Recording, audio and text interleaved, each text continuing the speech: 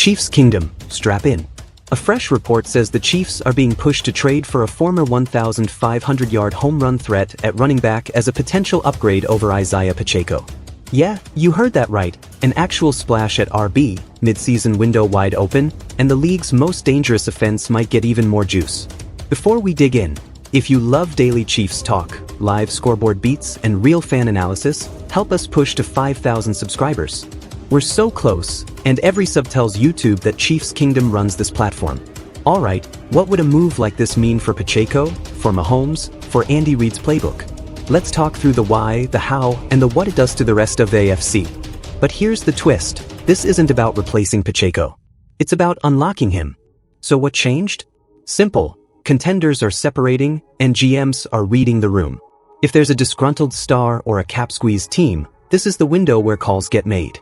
The rumor mill is pointing at a former 1,500-yard back, the type with instant house call speed or bruiser volume, someone who's proven they can tote it 20 times and live to tell the tale. Why it matters? The Chiefs' offense is already elite with Mahomes, Kelce, and a receiver room that's finding its stride. But the postseason always compresses into two things: short yardage execution and explosive plays. You want both? Pair Pacheco's angry downhill style with a veteran who can change angles in the second level or punish light boxes with vision and burst. And this is where it gets spicy. Adding a big-name RB actually helps Mahomes before the snap. Let's live on the offensive side, because that's where this move hits hardest. Today, defenses either bracket Kelce, spin late safeties, or dare the Chiefs to be patient. Pacheco already makes teams pay with his violent tempo.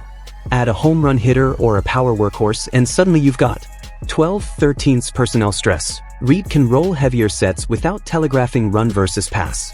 Give Mahomes play action, leak routes, and the classic T screen. Defenses hesitate and that half step equals 6. Lightbox punishment. If two high shells linger, this back can gash 6-man boxes. The moment DCs rotate a safety down, boom, deep shot city. Two back looks. Motion a vet into the slot, orbit motion across the formation, create option pitches or angle routes that isolate linebackers. Pacheco becomes the hammer, the new guy becomes the scalpel. Red zone efficiency. Pacheco is a tone setter, but an experienced back can be that patient finisher on inside zone, duo, and counter. Think fewer field goals, more fist pumps. And no, this doesn't kill Pacheco's snaps. It enhances them. Imagine a 30-touch backfield split where Pacheco keeps his 15 to 18, the newcomer takes 10 to 12 situational touches, and the hot hand closes. That's sustainable and terrifying. But the biggest hidden gain? Pass pro. Andy Reid and Matt Nagy are matchup chefs. Give them one more ingredient and they'll bake a whole new section of the call sheet. X factor number 1. Pass protection. In January, a back who can ID pressures and stonewall a blitzing nickel is worth pure gold. A veteran with reps in complex protection rules keeps Mahomes clean for that extra beat. X factor number 2, screen game renaissance. The Chiefs screen package is a defensive migraine when the back can sell vertical then throttle down behind Creed Humphrey and Trey Smith. A savvy RB turns meh into 25 yards. X factor number 3, load management. Pacheco runs like every carry owes him money. That style wins titles, but it's also high impact. A co-star helps keep Pacheco fresh into the AFC Championship grind. One tweak Reid will make day 1, early down RPO tags with backside glance routes. With a true home run back, safeties creep. Mahomes keeps the freeze frame, slant or glance rips behind it. It's not just the run, it's the gravity. Still, there's a catch, the price tag. Let's zoom out. If Kansas City lands this caliber of RB, who feels it? Ravens/defensive bullies. You can't mug Kelce and live and dime if KC is consistently ripping 6 to 8 yards on the ground. They'll have to pick their poison. Bengals/Bills playoff chess.